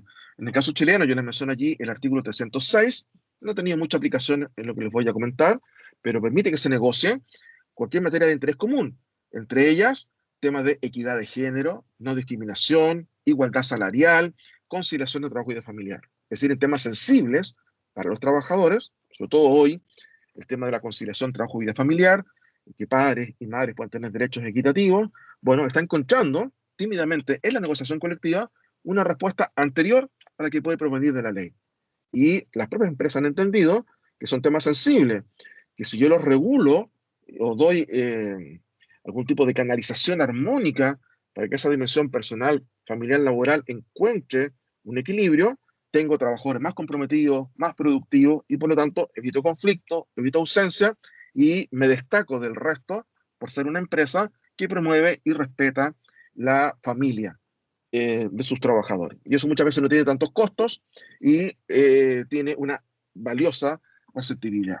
Les comento así como nota al pie que en Chile todos los años se hace un ranking eh, que tiene que ver cuáles son las 10 mejores empresas para trabajar, y todas las empresas que están en esa nómina son empresas que han aplicado medidas de conciliación de trabajo y vida familiar. En algunos casos por propia iniciativa del empresario y en muchos casos también, cada vez más, por acción de ambas partes por la negociación colectiva. Así que la acción colectiva, es decir, retomar la primera proyección de los derechos fundamentales, también puede contribuir a que los otros derechos fundamentales, desde la negociación colectiva y los acuerdos colectivos, tengan también valor y reconocimiento. Si es que la normativa, tal vez legal, más bien escueta, y la acción sindical tiene tal vez un mayor desarrollo, bueno, puede ser esa la vía para llevar ese tipo de temas y excluir todo tipo de afectación de los derechos fundamentales. Y la última idea, volviendo tal vez a los comienzos, bueno, que todo esto no hace sino poner en el centro del derecho del trabajo el respeto de la persona. Eso fue el gran avance civilizatorio del derecho del trabajo. El trabajo no es mercancía, el trabajo no se puede disociar de la persona que lo realiza. Nosotros como seres humanos proyectamos una dignidad que trasciende todo nuestro hacer, naturalmente un ámbito tan sensible como es el del trabajo. Por lo tanto, nuestro espacio de trabajo no puede ser un espacio donde se generen afectaciones graves a este tipo de derechos. Y logrando entonces ese reconocimiento, esa proyección, estamos construyendo un mejor sistema de relaciones laborales y generando las condiciones para que las personas puedan desarrollarse, ¿cierto? Plenamente e idealmente, en esa aspiración ya extrajurídica, ser felices en su vida. Eso por mi parte, muchas gracias y quedo a su disposición por cualquier tipo de pregunta o comentario. Muchas gracias. Y ahí están todos los links para que ustedes puedan luego pincharlos, artículos de doctrina. Muchas gracias. Y dos dictámenes, eso les doy un minuto de comentario brevemente. Me gustaría, y mi consejo, si les llama la atención, es ver esos dictámenes. No son muy nuevos, uno del 2002 y el otro del 2009, pero son dos dictámenes de la Dirección del Trabajo donde sienta doctrina sobre el tema que estamos comentando. Particularmente el dictamen primero, el del 2002, fija sentido y alcance todas las normas vinculadas con la función limitadora de los derechos fundamentales. Y el segundo dictamen, se conoce aquí la jerga laboral como el megadictamen, muchas gracias, hace una sistematización de la jurisprudencia de la DT sobre derechos fundamentales. ¿Qué ha dicho la DT sobre intimidad, discriminación? Todo eso está sistematizado allí como criterios que les pueden servir para complementar más allá lo que se ha dicho. Muchas gracias y gracias también por los signos de que les haya gustado. Perfecto, agradecer. Los agradecidos somos nosotros. Creo que ha sido bastante importante su participación, doctor Caamaño, porque nos ha leccionado sobre una visión que creería que en el país está comenzando, pero que nos pone un gran reto conforme al avance que usted nos ha demostrado en el caso chileno, sobre todo esta parte en la que usted también mencionó de ponerse estos lentes. Creo que el gran mensaje de la conferencia que ahora se ha desarrollado es empezar a analizar el tema laboral, ya sea judicialmente o también en el plano administrativo con las autoridades del gobierno central, en el Ministerio de Trabajo, sobre todo esas direcciones que fiscalizan, con enfoque de derechos fundamentales. Creo que eso es lo vital de la presentación y es un reto para nosotros comenzarlo a hacer. Quisiera pedirle, ya hay algunos comentarios y también preguntas, pero quisiera que nos brindara algunos comentarios sobre puntos importantes. Por ejemplo, me pareció bien interesante el tema de la subordinación y los avances que ha tenido. Creo que en muchos casos se sigue viendo la subordinación como aquella clásica en donde había una relación, el trabajador simplemente atendía directrices, etcétera, y estamos frente a nuevas formas, incluso la pandemia lo ha traído, de subordinación en el trabajo, es decir, el concepto ha evolucionado. Si pudiera darnos algún comentario y sobre todo con esa parte comenzamos y luego pues Sí, puedo seguir adelantando. ningún problema. Bueno, en el caso de la subordinación, tal vez la particularidad del caso chileno, como no está definida, como ocurre en la gran mayoría de los países, ¿cierto? Se incorpora como un elemento definitorio del contrato de trabajo, pero dicha en términos amplios. Entonces, desde antiguo ha generado una evolución jurisprudencial acerca de cuándo existe o no existe subordinación, porque muchas legislaciones establecen una norma como esta, ¿no? No tenemos contrato escriturado y se discute si una relación es o no laboral. Y por tanto, se no derecho a obtener el resguardo que la legislación laboral establece. Y los tribunales entran a analizar lo que se llaman en doctrina indicios de subordinación, cumple horario, el material de trabajo del empleador, en fin, hay jornada, etcétera, o eh, uso de algún tipo de identificación, uniforme, etcétera. Entonces, allí, claro, lo que ha ocurrido es que a través del tiempo uno ve que los tribunales se dan cuenta que los lugares de trabajo cambiaron, que los trabajadores cambiaron, que los empresarios cambiaron, y particularmente que las tecnologías han dado margen para que cambie la manera de vincularse el empleador con el trabajador. Y el ejemplo tal vez más paradigmático es el de los trabajos a distancia, el viejo trabajo a domicilio, y particularmente su evolución hacia el teletrabajo. Y allí es donde antes incluso de que esto se regulara en el caso chileno, ya la jurisprudencia judicial había entendido que habiendo algún tipo de control, cualquiera que sea, desde el celular o desde el computador, o que yo enviara un informe y eso fuera revisado, yo tuviera que complementarlo, ya eran indicios suficientes, según el caso, para que pudiera ser catalogado como subordinado. Y por lo tanto allí fue particularmente por un lado de la jurisprudencia administrativa, pero sobre todo la jurisprudencia judicial, que resolviendo este tipo de conflictos acerca de si había o no trabajo independiente o trabajo subordinado, fueron ampliando la manera de entender la subordinación. Y el caso más reciente en los chilenos tiene que ver con el trabajo a través de plataformas, estas aplicaciones en los celulares, por ejemplo, pero allí la solución fue un poco intermedia, ¿no? Porque teníamos un gobierno de derecha, del presidente Piñera, que falleció hace poco, que no tenía mucha voluntad política de regular laboralmente el trabajo en aplicaciones. Más bien el proyecto del gobierno era deslaboralizarlas, es decir, que eso fuera un trabajo regido por el Código Civil, y por otra parte una oposición que quería que eso se laboralizara, y al final se generó una respuesta bien extraña, donde podemos tener trabajo con plataformas subordinado y trabajo por plataformas no subordinado. Y en ese caso se define cuándo no es subordinado, pero lo curioso es que esos no subordinados incluso tienen derechos laborales. Entonces, en el fondo, es más bien un tira y afloja político para que ambas miradas pudieran quedar representadas en la norma. Pero lo que yo rescato por eso del comentario, ¿cierto? Y pregunta es que la noción de subordinación es tan amplia que nos permite llevar el halo tutelar del derecho del trabajo a todo ámbito, cualquiera que sea, donde nosotros encontremos esta situación de desigualdad de poder en la manera como se prestan y reciben los servicios. Y por tanto, en último término, lo que justifica llevar el manto tutelar más allá de lo clásico es el objetivo inicial, ¿no? La protección del trabajo. El trabajo no es mercancía, la protección de la persona. Y a partir de eso, encontrar una respuesta equilibrada. En algunos casos, esas respuestas vendrán impulsadas de la jurisprudencia, en otros casos de la ley, en otros países tal vez desde la negociación colectiva, pero en último término nos vamos haciendo cargo que todo trabajo humano requiere protección. El tema es que tal vez cuando la subordinación es menos tenue, esto ya no es tan clásica como en el teletrabajo, bueno, habrá que buscar otro tipo de respuestas adecuadas a esa realidad laboral. Podrían ser más suaves o menos intensas que el trabajo clásico presencial, pero siempre debiera haber protección. Y eso creo yo que es una orientación relevante si queremos evitar la precarización de las relaciones laborales y volver a evitar, ¿cierto?, situaciones de abuso generalizado como se dieron a comienzos del siglo pasado y a fines del siglo XIX. Eso podría comentar sobre ese primer punto, Miguel Ángel. Otro de los comentarios que me interesa que pudiera, digamos, ampliar, sobre todo para aquellas personas que se conectaron un poquito tarde. De hecho, agradecer, hemos tenido cerca de 230 en el punto máximo de asistentes. Entonces, este tema de la diferenciación entre vulneración de derechos fundamentales en materia laboral y la simple infracción de la normativa laboral como tal. Es decir, yo creo que ahí también es fundamental en su participación que pudo hacernos entender cuándo realmente frente a alguna cuestión o alguna circunstancia acontecida en un conflicto laboral es una vulneración de derechos fundamentales y cuando más bien es una vulneración de un derecho reconocido en la ley. Así es, claro, porque uno podría decir, no me pagó la remuneración dentro del plazo convenido en el contrato. Eso no es una vulneración del derecho a la vida, ¿no?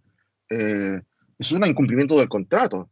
Distinta la situación de vulneración de la intimidad, en el ejemplo que yo les daba un par de veces sobre el uso de cámaras de video, en lugares donde no hay actividad laboral, o en lo que tiene que ver en el no cumplimiento de las normas sobre protección frente a los riesgos laborales, donde el no otorgamiento, por ejemplo, de implementos de seguridad, mucho que eso sea una norma laboral y previsional, bueno, además va a afectar un derecho fundamental como podría ser la vida o salud. Por lo tanto, ayuda también a ir eh, moviendo el foco a donde efectivamente hay un derecho laboral de fuente legal o contractual y donde tenemos un derecho distinto, trascendente, por cuanto tiene que ver, en último término, con la proyección de la dignidad del ser humano, como podría ser la intimidad, la vida privada, la honra, no discriminación, etcétera. Entonces, ahí hay una diferenciación. La ciudadanía en la empresa pone de manifiesto la previsión de esos derechos, los vinculados con las garantías constitucionales y no los derechos laborales.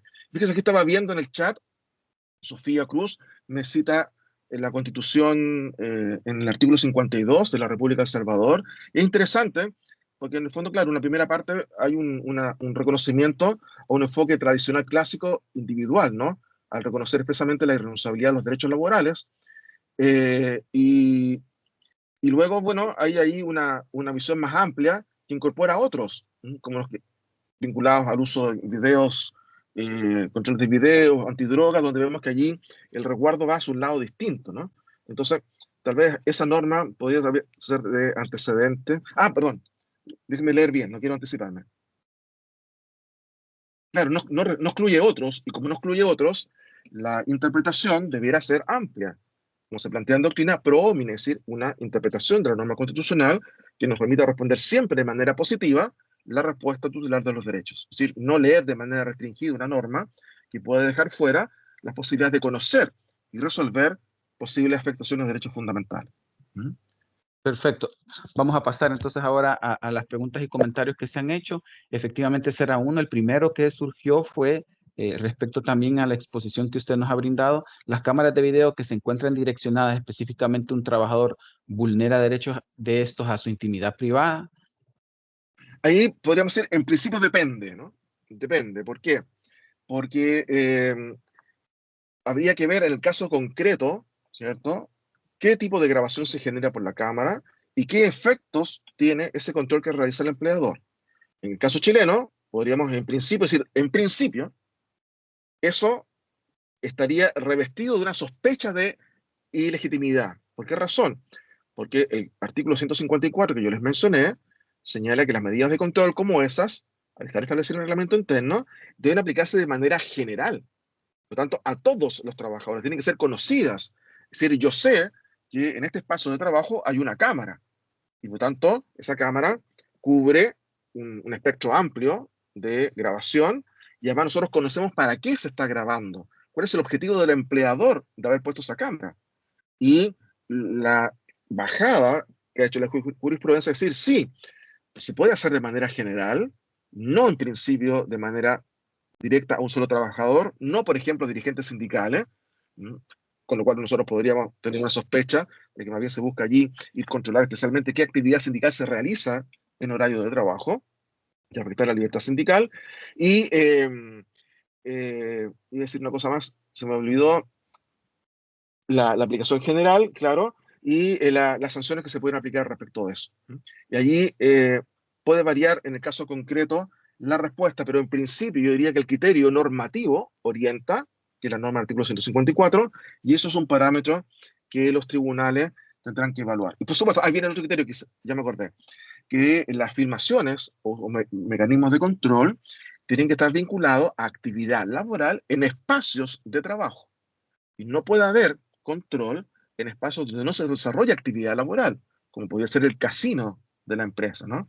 Menos camarines u otros lugares como los baños, ¿no? Pero en recintos de trabajo y con objetivos declarados y conocidos y proporcionales, podría en principio aplicarse. Y tal vez, por la situación particular de ese trabajo, podría ocurrir que a un trabajador particular la Cámara lo siga más que a otro, pero eso podría deberse a una situación, por ejemplo, vinculada con cumplimiento de normas de higiene y seguridad.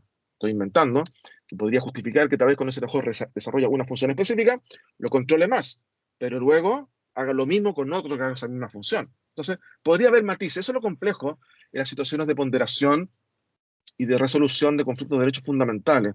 No se pueden analizar puramente en abstracto, tienen que ser también muy en función del caso concreto. Y ahí es donde viene también el criterio que puede tener, ya sea el ente administrativo, como en el caso chileno, porque uno le puede consultar como empleador a la Dirección del Trabajo. Quiero colocar una empresa, una cámara de video en tal lugar. Eh, ¿Respeta o no el artículo 154? Y podría ocurrir que la Inspección del Trabajo diga, vamos a ir a fiscalizar en terreno, ver la cámara, ver las grabaciones, y diga, sí, ningún problema, lo puede hacer. ¿Puedo revisar los bolsos, las mochilas de los trabajadores, el ingreso y la salida? Sí, lo puede hacer, con tal y tales exigencias. Y eso me ampara a mí. Si yo tengo como empleador un dictamen de la Dirección del Trabajo, no me pueden aplicar sanciones, porque yo lo hice, esa medida de control, sujetándome a los parámetros de la entidad fiscalizadora, y podía ser también una salvaguarda frente a los tribunales, que van a ver que yo lo hice sujetándome a un criterio que estableció la Administración del Estado. Pero es complejo, ¿no? Es lleno de aristas y bemoles que hace que las respuestas no siempre sean categóricas. Y por eso les decía al comienzo, depende. Perfecto. Otra de las preguntas bien interesantes que han hecho es qué opinión le merece la carga de la prueba o que la carga de la prueba la tenga que llevar el trabajador, sobre todo porque acá en el país se ha ido avanzando a establecer en determinados casos las cargas dinámicas, profesor Camaño, pero qué opinión le merece el que algunas legislaciones en la carga de la prueba la tenga que llevar el trabajador. Yo creo que en materia de derechos fundamentales y de tutela de derechos fundamentales no puede haber carga de la prueba de parte del trabajador. De lo contrario, eso es imposible la tutela. Por eso lo que opera allí efectivamente es la carga dinámica. Y eso en Chile está reconocido, si no me equivoco, en el artículo 493, dentro de la regulación del procedimiento de tutela, que habla de la prueba de indicios. Entonces yo como trabajador en la denuncia, bueno, desarrollo en qué consistiría la afectación de derechos fundamentales, y mi actividad probatoria busca generar un cierto nivel de prueba verosímil de que esos hechos que yo alego y que trato de acreditar con los medios que tengo a mi disposición, los que me reconoce la ley, bueno, podrían ser susceptibles de ser calificados como una vulneración de derechos fundamentales. Pero no me libera de probar, no es una inversión plena de la prueba, me obliga a acreditar indicios que podrían no ser plena prueba, pero dar cuenta de que al ser verosímil, a juicio del juez, se justifique algún nivel de intervención tutelar. Y por eso que también las intervenciones tutelares son diferentes. En algunos casos podría ser solamente cambie la cámara de video. En otros casos podría ser aquí usted está infringiendo la legislación laboral, le aplica una multa. En un caso más grave podría ser eh, tiene que asumir una indemnización de perjuicios en favor del trabajador. En Chile lo que ocurre mucho dentro de las medidas que aplican los tribunales son, por ejemplo, disculpas públicas, que se publiquen a veces en ciertos medios de difusión nacional o local, o interiormente a través de la empresa. Y una de las cosas que se utilizan mucho por disposición de los tribunales es que la empresa debe desarrollarse un curso de capacitación sobre las implicancias que tiene el respeto a los derechos fundamentales, ya sea a todos los trabajadores, a la parte directiva de la empresa. Y muchas veces, ¿qué es lo que dice la sentencia? Ese curso tiene que ser impartido por un profesor de Derecho del Trabajo de una universidad con al menos tantos años de experiencia, en fin, con publicación o posgrado, y nos toca a mí y a otros colegas que somos académicos favorecer el cumplimiento de esa sentencia, lo cual no es malo porque también nos pagan, y muchas veces, claro, el juez se da cuenta, ¿por qué tiene que hacer la capacitación? Porque incumplió no con mala intención, por desconocimiento. Entonces, que alguien le explique, reflexionen, discutan internamente cuáles son las incidencias de esto, puede ser mucho más trascendente para que eso no se genere nuevamente en el futuro que aplicarle solamente una multa o el pago de una indemnización. Y eso incluso se está dando frente a denuncias que ocurren por funcionarios públicos. De hecho, hace un tiempo atrás me tocó dar una charla sobre esta temática para los cargos directivos de una municipalidad, aquí en la quinta región donde yo vivo, en Chile. Entonces, ese era el sentido, ¿no? Comprenda, entienda, reflexione acerca de cómo usted ejerce su función.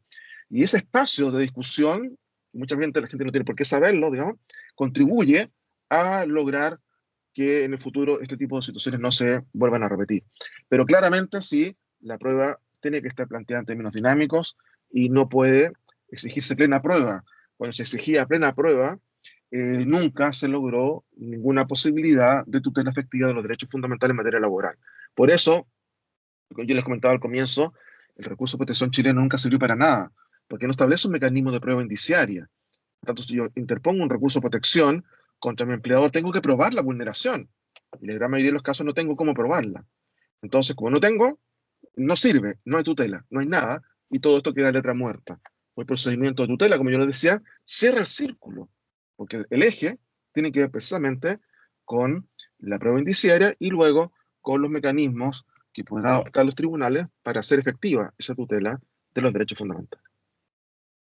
Muchas gracias. Otra de las, este más que todo es un comentario, pero tiene relación con algo que usted también planteó y se refiere, por ejemplo, a las restricciones a la libertad sindical, frente a las cuales a veces pueden darse algunos abusos de empresas, por ejemplo, grandes, etcétera. Pero me llamó la atención que esto tiene mucha relación con el tema de la autotutela por medio del derecho colectivo del trabajo que usted también planteó y que me gustaría también que pudiera hacer algún comentario. Bueno, no sé si voy a la línea tal vez de lo que usted me estaba comentando, pero lo interesante de la libertad sindical es que es la manifestación de valorización de derechos fundamentales con proyecto laboral.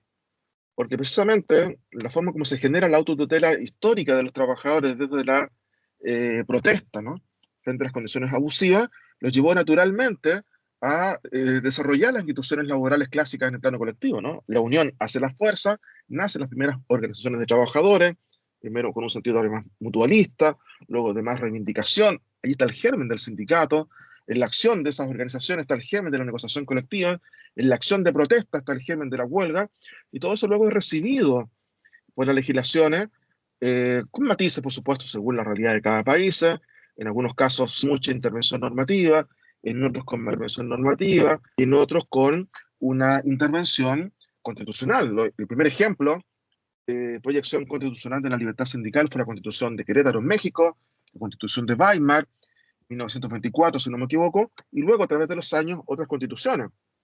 Pero ahí también hay matices de cómo eso se hace. Pero ahí, en último término, podríamos decir que con el devenir del tiempo, con los parámetros que ha fijado el Comité de Libertad Sindical sobre la libertad sindical, claramente allí tenemos una proyección de derechos fundamentales. Son derechos fundamentales, pero laborales, porque tenemos en cuanto a trabajadores, públicos o privados. Y aquí entonces, lo que yo les planteaba es cómo ese enfoque que ya está, se puede complementar, unir y potenciar con ahora los llamados derechos fundamentales inespecíficos. Y desde la acción colectiva, ¿cierto?, recíproca, sindicatos y empresarios, pueden también buscarse en los ámbitos de negociación mejoramientos en las condiciones de trabajo, en los niveles de respeto y tal vez encontrar respuestas a problemas que no los tienen por la vía normativa, como es el caso que yo les comentaba de la conciliación de trabajo y vida familiar. Si el tema es sensible en nuestra organización, bueno, procuremos que haya respuestas más allá de lo que establece la ley. Por ejemplo, en mi caso me toca ser asesor sindical en algunas negociaciones y uno de los problemas recurrentes que tienen los trabajadores es que, bueno, yo tengo derecho, por ejemplo, frente a una enfermedad, para tener un permiso, frente a una enfermedad grave con riesgo de muerte de un hijo, pero no la tengo frente a una enfermedad común. Si tiene, no sé, una gripe o una situación de COVID, por ejemplo, no tengo permiso. Hay empresas que no lo otorgan o le ponen dificultad. Entonces, obviamente, me genera una tensión fuerte en mi cotidianeidad frente al trabajo. Entonces, yo no me atrevo a pedir permiso. Entonces, ¿qué es lo que hacemos en las negociaciones colectivas? Incorporamos derecho a permiso por temas familiares. O bien, por temas de índole personal, ¿no? Tengo que ir a renovar mi licencia a conducir. El EPE no me da permiso. Pues bien, incorporemos ese tipo de permisos en las negociaciones colectivas. Establezcamos parámetros de actuación, lineamientos de acción, para que en nuestra organización, en el nivel donde se negocie colectivamente, pues bien, la igualdad de trato de hombres y mujeres, la equiparidad de remuneraciones sea un criterio orientador. Y por tanto, se rechacen todo tipo de desigualdad salarial y se busquen mecanismos para favorecerla. Por ejemplo, o mayor participación de los trabajadores para conocer las decisiones empresariales en temas de remuneración. En fin, todo lo que se considere, puede haber allí una retroalimentación, ¿cierto?, una confluencia de fuerza, una sinergia para potenciar estos otros derechos que tienen una fuerte incidencia en el plano personal y que además, creo yo, y así se lo digo yo también a los sindicatos a quienes asesoramos, que para las generaciones más jóvenes, tal vez más individualistas, de trabajadores que ya no ven en las viejas banderas de la libertad sindical, ¿no?, las banderas rojas, una conexión personal, pero sí les hace sentido que el sindicato, bueno, se haga cargo de problemas que sí tienen, que son los vinculados con la familia, por ejemplo, o con su desarrollo laboral, o con las posibilidades tal vez de tener mayor autonomía en el uso de sus tiempos, para poder tal vez trabajar presencial o a distancia, en fin, para perfeccionarse,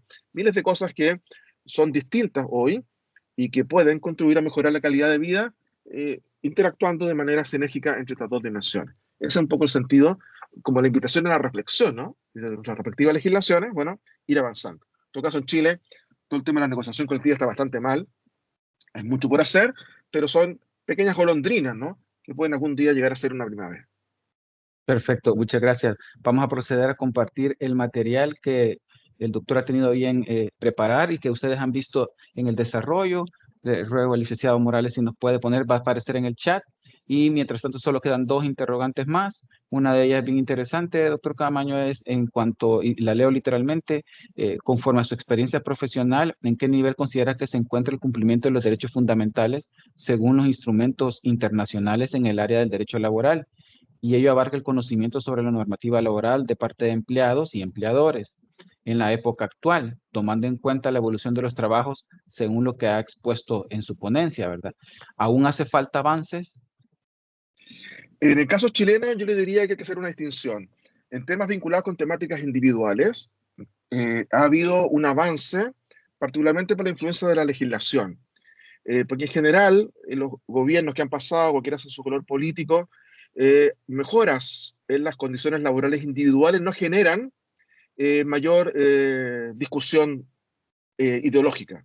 Y por lo tanto hay consenso en que es bueno avanzar. ¿Mm? Por eso que se aprobó en poco tiempo la ley que yo les mencionaba allí, que mejora el derecho a la conciliación de trabajo y vida familiar.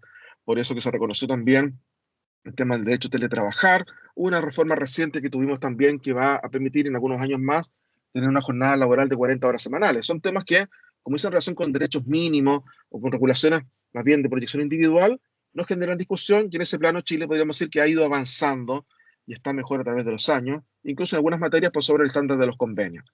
Pero el gran problema tiene que ver con el reconocimiento de la libertad sindical, donde la labor de la dictadura allí fue absolutamente demoledora, porque lo que hizo fue destruir el derecho colectivo y reconstruirlo con un enfoque neoliberal. Y por lo tanto, desconfía de los sindicatos, no es que no pueda haberlo, ¿no? Eso se ha ido teniendo mejora, pero particularmente nuestros principales problemas tienen que ver con la negociación colectiva, que está muy ultra regulada, muy con un enfoque de corto plazo, economicista, y no con un enfoque, como lo plantea la OIT, de regulación de relaciones laborales. Es decir, la negociación es el complemento del derecho del trabajo.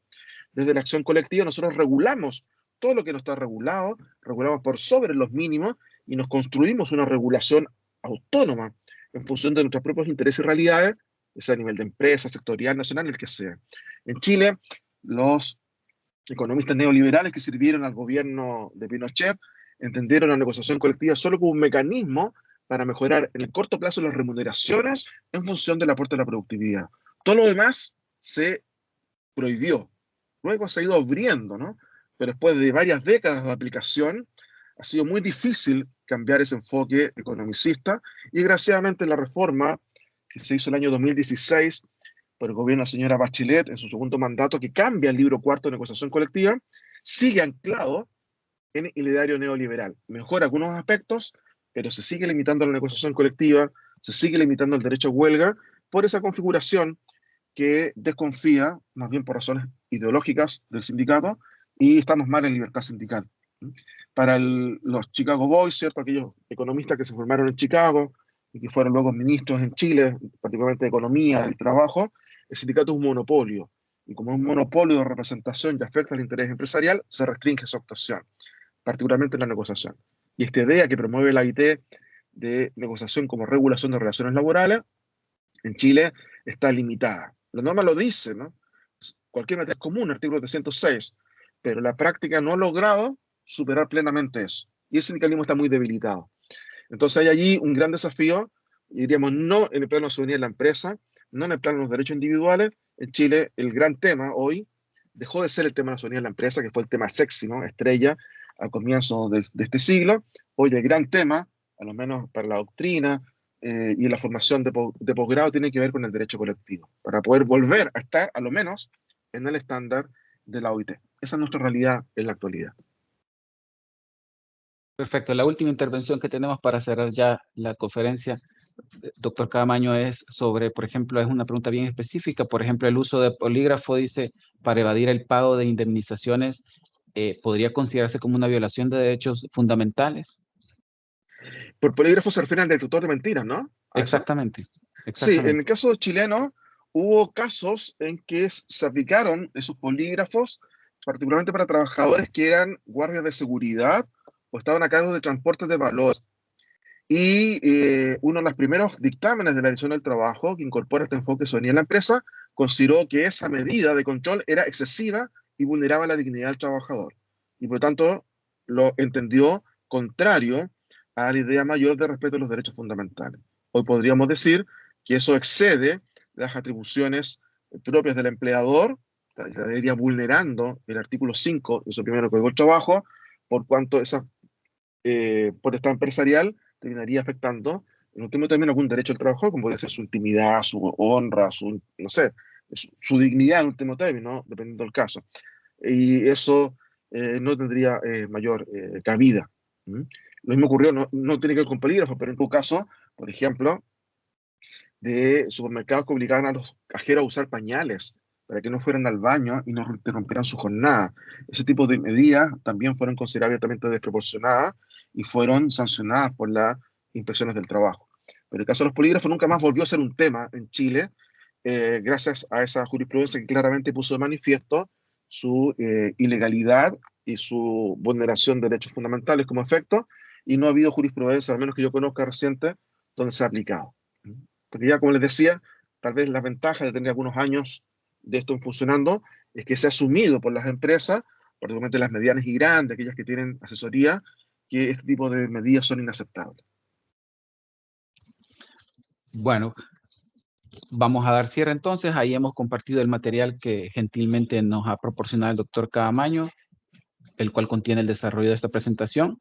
No queda más pues que en nombre del Consejo Nacional de la Judicatura y de la Escuela de Capacitación Judicial agradecerle al profesor Eduardo Caamaño su presencia en esta jornada de videoconferencia. No, ha sido una temática bastante interesante y se trata también de lo que él en algún momento mencionó, ¿verdad? De poder volver atractivo estos temas del derecho laboral y de la seguridad social para nuestros usuarios y poderles discutir de una perspectiva diferente. Entonces, reiteramos nuestros agradecimientos por su tiempo, doctor. Sabemos que está en un uso horario diferente, con 3 horas adelante de nosotros, y por ello, pues, le agradecemos Sí. nuevamente en nombre del Pleno del No, Consejo muchas Nacional de la gracias. Judicatura.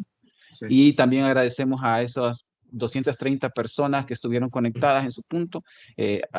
Quedamos pendientes, invitándoles para el siguiente martes, 19 de marzo. Ahí cerramos este videociclo de conferencias con una participación nacional.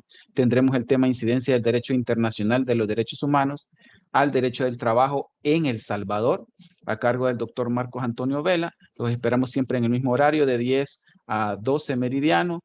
Y con ello pues cerramos este videociclo. Nos volveremos a ver pronto, doctor Caamaño, primero Dios, Eso espero, Miguel si Ángel. usted también Muchas lo gracias. permite. Gracias también a todos aquellos que participaron con su asistencia y la mejor disposición para seguir colaborando con lo que ustedes necesiten. Ya está hecho el contacto y, como decía al comienzo, ¿cierto? Eso le da sentido a la actividad académica, ¿no? Poder conocerse y apoyarse recíprocamente en temas tan relevantes como estos, ¿no? Que tienen que ver con el bienestar de las personas. Muchas gracias. Exactamente. Muchas gracias. Feliz día.